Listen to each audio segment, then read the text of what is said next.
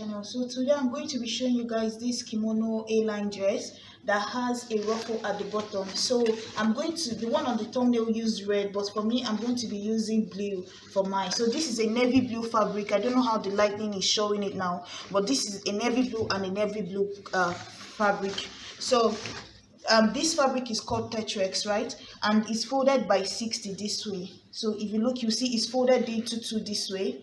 This is the edge of the fold here, and then this is the opening of the fold. So and then when you so the next thing I'm going to do is to fold it this way. So now you can see it's folded into four, and I'm using the length this way because I'm using this as my shoulder, this as the end of the dress, because this cloth has the length here is let me check what it is. It's 29.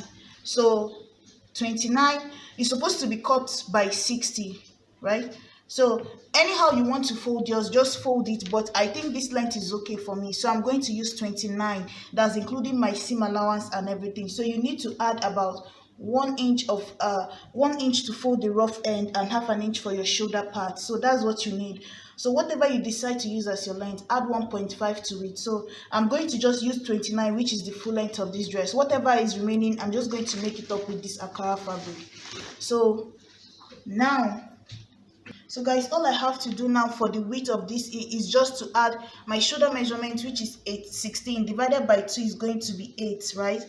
So I'm going to mark 8 here, and then the next thing is going to be my sleeve allowance, whatever I want my sleeve length to be, plus 1 inch of folding the edge of my sleeve. So I want my sleeve to be about 9 my sleeve plus the seam allowance of folding the end of my sleeve is going to be just this 9.5. So I think I'm going to just use it this way.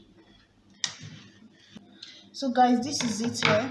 So let me check the calculation again. So basically you're going to just insert your shoulder measurement here. So the shoulder I'm working with, like I said, is 16 divided by 2, 8. And then I also left about 8 inches here for the sleeve length. That's, my sleeve is going to be 7 inches. And then I'm going to fold it with 1 inch. I decided to reduce the sleeve because the 9 was too long. So guys, now after that, the next thing I'm going to do is to mark my shoulder to about my chest length or armhole, whichever one you want to use. So I'm going to come down here at least 10 inches down.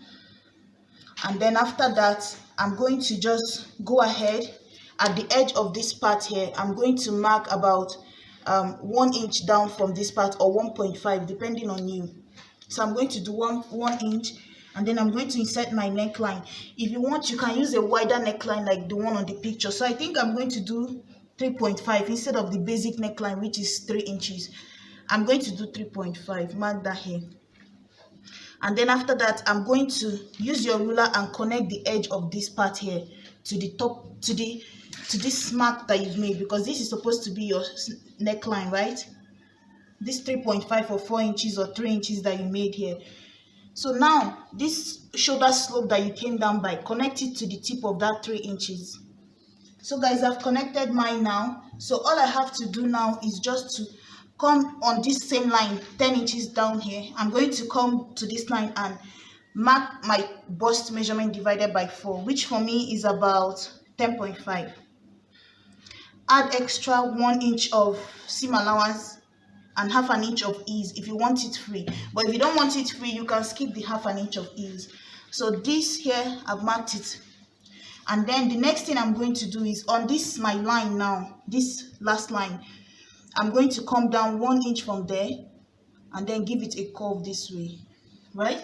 So I came down 1 inch. So basically I did my bust measurement divided by 4, marked it here. So guys, see what I did here? Folded my fabric, marked 3 inches or 4 inches of neckline, came down here by 1 inch or 1.5, connected to the point of that 3 inches or whatever you used here, depending on how wide you want your neckline to be. Then from your shoulder to about 10 inches down, and then on that same line I insert my bust measurements, and then plus 1 inch of seam allowance and half an inch. And then after marking everything, I came down 1 inch from there so that I can be able to connect it into this armhole line, because you don't want to make cut into this part and cut into this corner straight. You want to come down a little so that you can have a better curve by the armhole. So now that I've marked this, now all I have to do is just to connect to the edge of this. So from this bust line now, I'm going to just connect it down into this part. Guys, if you want yours to flay out more, then fold your fabric a little bit more. Don't use the width of don't use your shoulder, so that once it, like, let's say now my fabric extended even a little bit more. So guys, let's say my fabric extended, like this fabric continued this way, and I just want a shorter sleeve, like how my sleeve stopped now. All I have to do is just to extend this armhole from this bust line, extend my fabric a little bit wider.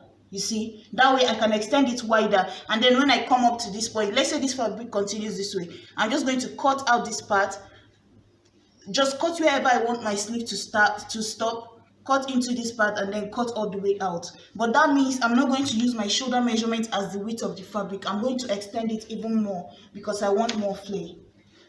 So guys, now that we've done that, I'm going to just cut out my cloth. Everything is done. So guys, you see, I've cut out from this armhole part, cut the shoulder slope, cut my neckline. So all I have to do now is just to separate the two of them. So guys, for the back neckline, this one is going to be my back, this is going to be my front. So for the back, I'm going to open it up a little bit, like let's say 5 inches down, and then I'm going to turn it over with a fabric, like a facing, because it's going to have button at the back. So now, but if you extended your neckline a little bit more and made it like a boat neck, maybe did 5 inches or 6 inches and then came down by 3 inches, then you can wear it without needing to put in a button. But I don't want my neck too wide, so that's why I opened it up a little bit at the back, so that way I can use a button and a button hook on the other side.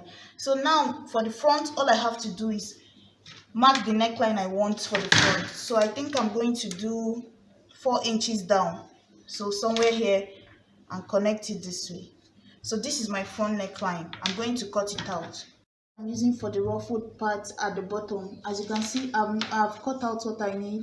So what I have here is about 17 inches. I added extra because I need 1 inch to fold the edge here, 1 inch to fold the lower part here, because this flay is going to be sewn on top of this dress.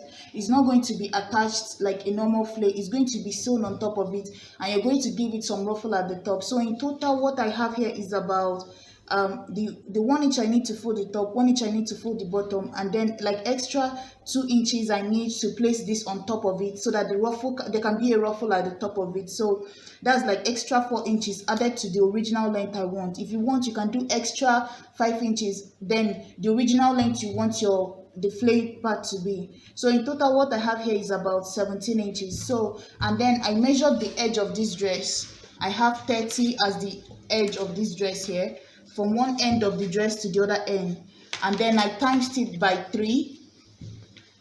So you can do like the whole opening. You're supposed to measure the whole opening at the edge of this here. So guys, the whole opening, if one side is 30, then the other plus the back of it is also 30, so that's 60 for the whole opening there. So I need enough gather to go around that times 2 or times 2.5 or times 3, depending on how much flay you want to have at the end and how much fabric you have. So I've cut out mine here. So I'm going to go ahead now and start joining everything together. Ahead and join this. So first you join it by the shoulder. This is what it looks like at the moment. So guys, first you join the shoulder straight all across to the end, and then join this side also all the way to the end. And then once you get to this end, you fold your sleeve and sew it down to the end here. So I had some fabric left, so I decided to put a little pocket to the side on both sides here. So after that, you can see the back. I've also done this here. So just use this here as to turn over this part so that it looks neat. And then I have this. So guys, as you can see, I've finished the back here. So like I said, just place a piece of fabric here, use it to turn this over to the back. So guys, you see, I also have this opening here. It's just a fabric that I folded this way and left an opening in between. I put a button on one side, so this one goes into this part. So guys, you see, I have a button at the back here. So now we are going to attach the lower parts to it. So guys, you see what this looks like now. I've sewn the top part all the way, like how you normally fold the edge of your clothes. I also folded the edge here on this part here, and then I sewed it close on the two edge So now all I have to do now is just to come in here and mark, come up here by, so guys, you can go ahead and fold the edge of your clothes, but mine is already too short because I tried it and it's already too short, so I'm going to leave it here since the edge of this is just the edge of the fabric. But remember, I added 1 inch to this just so I can be able to fold this edge so that it looks neat like this. So what I'm going to do now is just to take this here, I'm going to insert it inside of this. If you look at this picture, you will find that her own was pleated. It's like a pleat. So all I have to do here is just to put mine in between here. I'm going to follow this edge here, just right here, and then, but then on the fabric I'm going to come up by about 2 inches. So my stitch is going to be at the end of this here, just after this end, but on this fabric is going to come up 2 inches. I'm going to leave 2 inches here.